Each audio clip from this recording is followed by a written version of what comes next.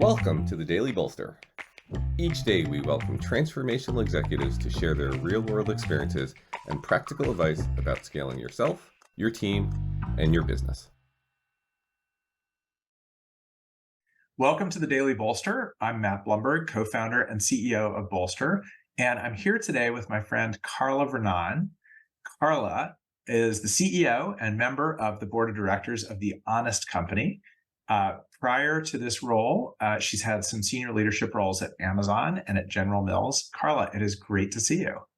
Good to see you, my friend. All right, so here's my question for you.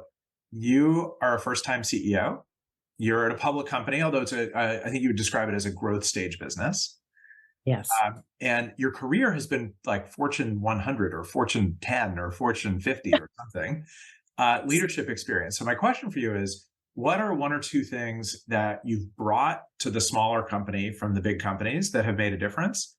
And what are maybe one or two things that you didn't expect that are kind of, oh, wow, what now what?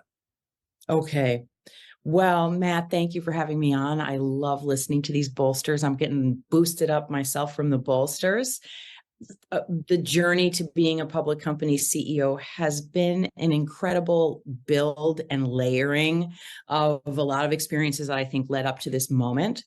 I'm so grateful for some of the training that I got from General Mills at Amazon, but I would say it's really an interesting combination because I've never been a traditional duck inside of corporate America. Never been your like regular middle of the bell curve data point. And so it's been a really interesting journey to blend what's kind of my natural style, which has been to be very creative oriented, to be very purpose centered.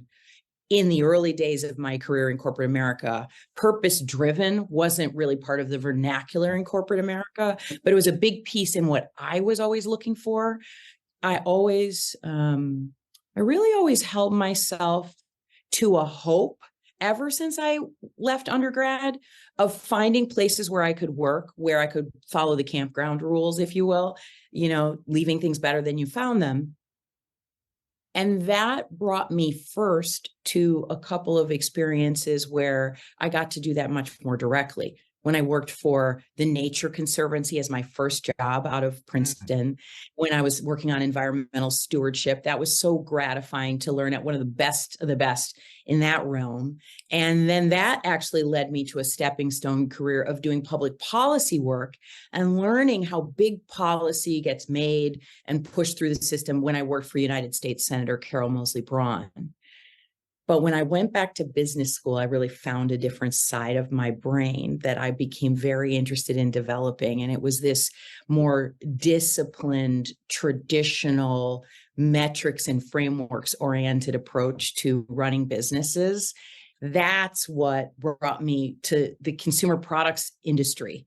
I thought CPG was a beautiful place where both creative work as well as strategically excellent work comes together. And I really got that experience at both General Mills and Amazon. And it must be so much more creative where you are now, or at least one would think. You know what? I think it is heart-centered work we do at The Honest Company, but because we make products that people actually put on their bodies and people trust us to make the diapers that they put on their babies, there's quite a seriousness about what we do.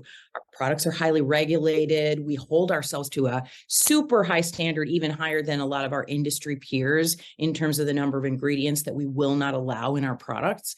So while there is a deep purpose-centered heart in what we do, the thing that Honest really needed that I brought from my big corporate experience was the rigor and the discipline and the way in which rigor and discipline can actually unlock your creative freedom. And I don't know why that was new for me to learn late in my corporate career, because I was a dancer. You and I, when we knew each other, I love a dance floor. I love a dance studio. And dance really requires an enormous amount of rigor and discipline to unlock your creative best. Yeah, that's for sure.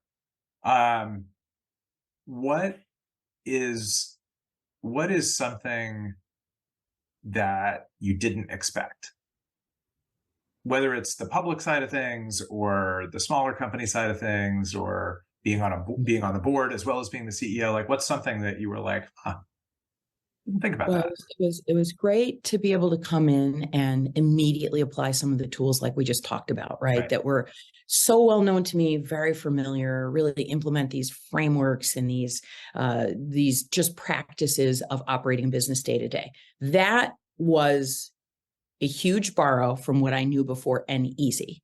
The thing that was the newest for me was understanding in the seat of CEO.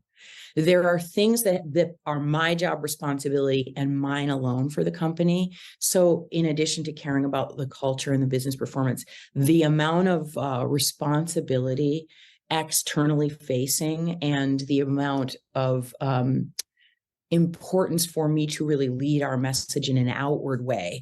That was a new ratio of how I had to learn how to use my time, which means you have to really build a strong and aligned team inside.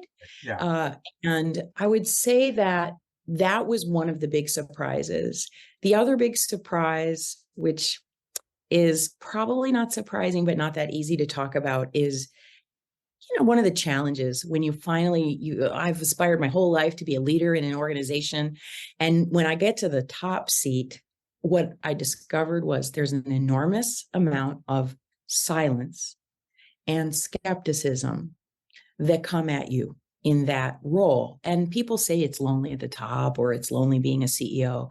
And I don't think it's because people don't care. I think they assume a lot. We entrust leaders so much. And so we assume and entrust in them this sort of really enormous bed of knowledge and peripheral view and wisdom from the top, such that then often the interaction happens either in silent agreement or silent dissent, both of which can be signals. Right.